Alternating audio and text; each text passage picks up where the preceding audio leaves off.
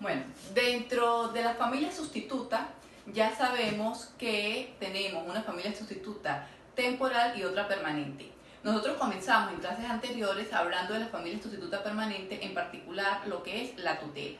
Ya sabemos que para poder tener una tutela tiene que darse la apertura de la misma, tenemos que designar, nombrar lo que sería un tutor, un protutor y un consejo de tutela. Ya tenemos un tutor que hemos revisado que sea hábil de conformidad con el Código Civil venezolano y un tutor que ha aceptado porque no se ha excusado. Entonces, ¿qué tiene que hacer ese tutor para que se dé el funcionamiento de la tutela? Bueno, así como en la patria potestad el papá y la mamá tienen la responsabilidad de crianza, la representación y la administración, el tutor tiene lo mismo, responsabilidad de crianza, es decir, tiene que hacerse cargo del cuidado, orientación, afecto, manutención de lo que sería toda la vida del pupilo. Es dedicarse a esa crianza, saber la educación, el estilo de vida, lo mismo que hacen los padres, es decir, así como los padres tienen un ideal en el caso de sus hijos y en la tutela, pues no es el mismo caso porque se supone que el tutor trata de hacer lo mejor posible, la misma manera como lo haría un padre, pues bueno, aquí ese tutor tendría esa responsabilidad de crianza. Lo más importante es esa parte afectiva, la parte de cuidado, todo lo que implica el día a día de vivir con ese menor. Recuerden que ya sabemos también que esa tutela es interpersonal y que por lo tanto el responsable es el tutor. De allí que si ese niño o ese adolescente que está en la tutela incurre en algún acto o en algún hecho que ocasione daños a terceros, el tutor es el responsable de conformidad con el 1190 del Código Civil venezolano. ¿Por qué es el responsable? Bueno, porque él tiene responsabilidad de crianza, tiene la custodia, es el encargado de esa vigilancia. Es decir, lo mismo que hablábamos en el caso de la responsabilidad de crianza de los padres en patria potestad. ¿Qué salvedad o qué diferencia hay aquí en la responsabilidad de crianza en la tutela? Que en la patria potestad el padre o la madre decide sobre la educación de los hijos. En el caso de la tutela, si el tutor no es el abuelo, si el tutor es otra persona, otro familiar o una persona que haya sido designada por los padres en testamento, esa persona como tutor no puede decidir la crianza y la educación de esos menores de edad. Esa decisión le corresponde al juez porque estamos hablando que el tutor no es el abuelo. En todo lo demás, vamos a hablar, igual que en la patria potestad, tienen esa corrección, tienen esa vigilancia. En el caso de la corrección, por supuesto, no puede haber maltrato en la corrección, no se puede incumplir normas en donde podamos hablar de un maltrato, porque entonces estaríamos hablando de una causal de remoción de la tutela. Entonces hay que tener esa distinción. Todo lo que es el funcionamiento de la tutela, recuerden que ustedes lo consiguen en el Código Civil del 301, del artículo 301 al artículo 381. Por lo tanto, en este video no les voy a explicar artículo por artículo. Ustedes ya lo están leyendo. En el caso de la representación, recuerde que estamos hablando de niños y adolescentes que no tienen capacidad negocial, niños y adolescentes que están sometidos a un régimen de representación. Entonces aquí el tutor ejerce esa representación sobre el pupilo.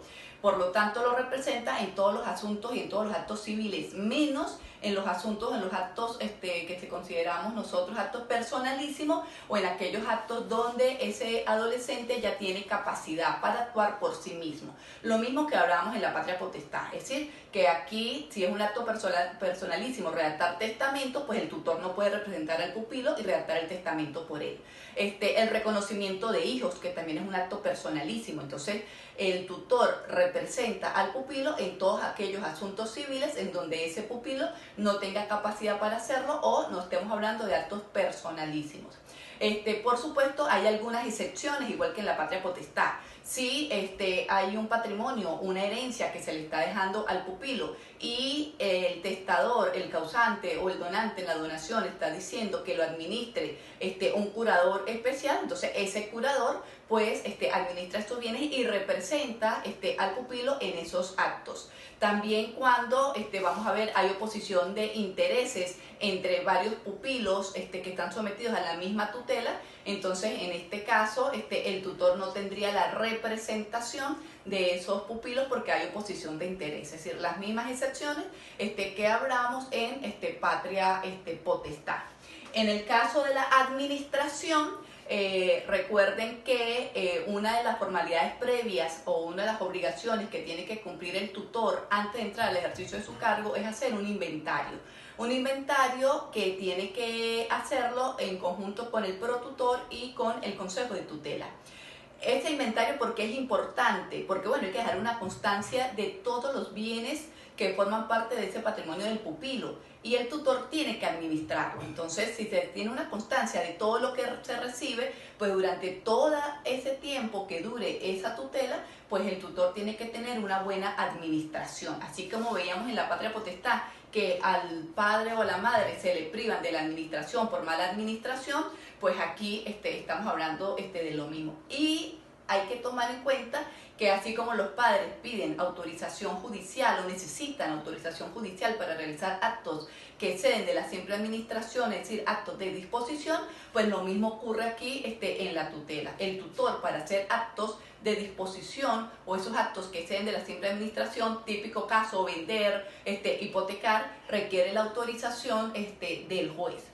Aquí en esta administración, recuerden que también vimos que en el momento cuando se hace el inventario y se hace la caución que tiene que entregar el tutor para asegurar que va a tener una buena administración, se fija el monto que se puede tomar para cubrir las necesidades o el máximo de porcentaje que se puede tomar. Bueno, en esa rendición de cuentas, por supuesto, cuando se hace la administración hay que considerarlo. ¿Qué significa administrar? Bueno, que está manejando un patrimonio ajeno y por lo tanto tiene que rendir cuentas. Y por eso ustedes van a conseguir en el Código Civil cómo es ese proceso de rendición de cuentas. Se rinde cuenta todos los años, partida por partida, que es una rendición de cuentas distinta a cuando termina la tutela. ¿Eso qué significa? Que si tenemos un adolescente de 14 años que ingresa en tutela y le quedan 4 años de tutela, pues bueno, tiene que rendirse cuentas 4 años, año por año, cada vez que termina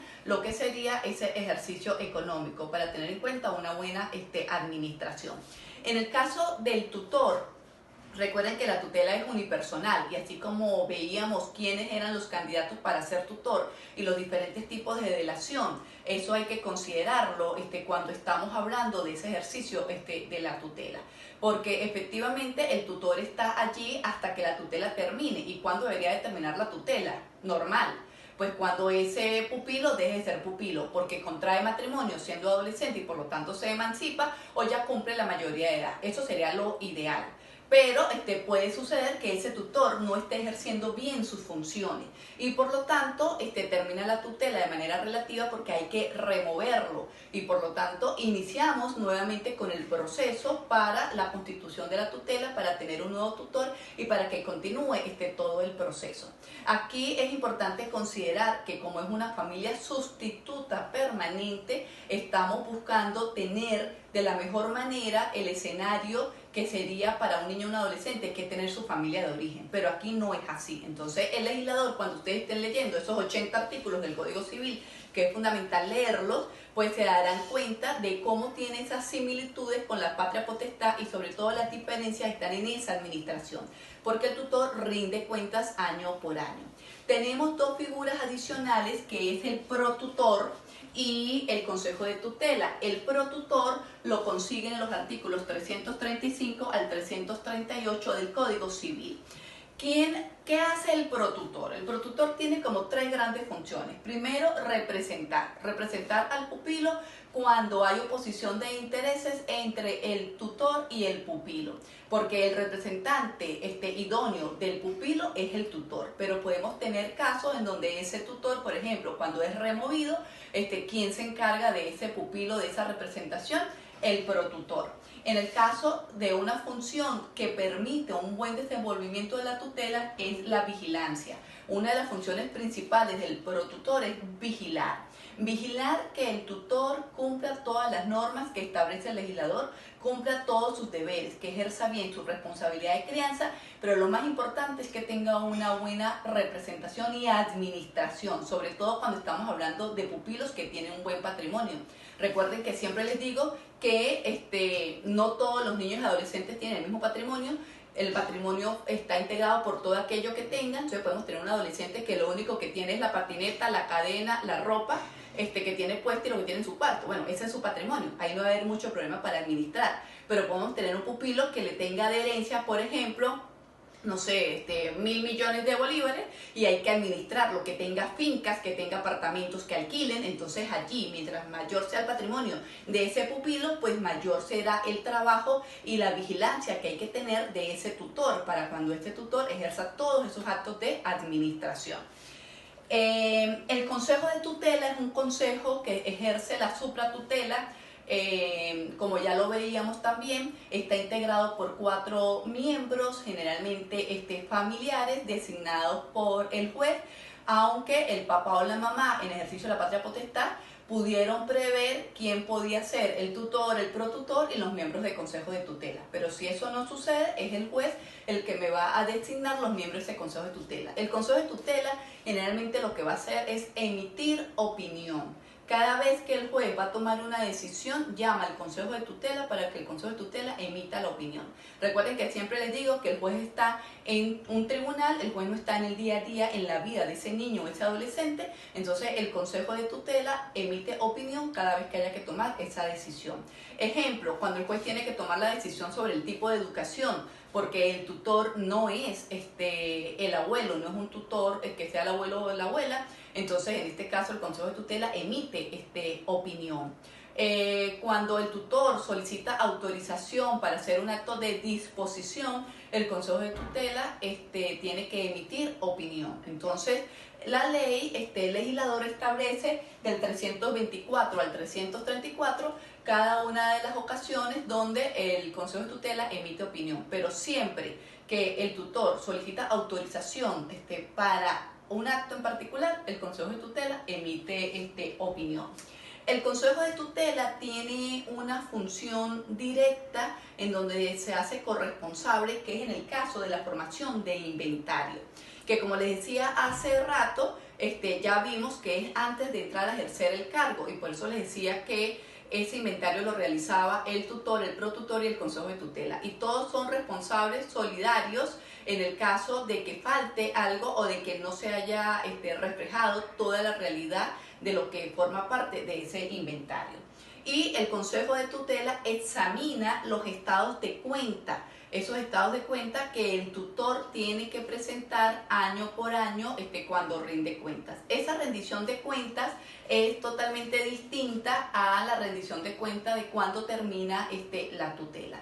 Aquí es importante considerar que ese tutor en ejercicio de esas funciones está acompañado del protutor y del consejo de tutela, pero la principal responsabilidad recae realmente sobre el tutor, porque es quien ejerce esa responsabilidad de crianza, es quien me está administrando directamente el patrimonio y quien me está representando al pupilo.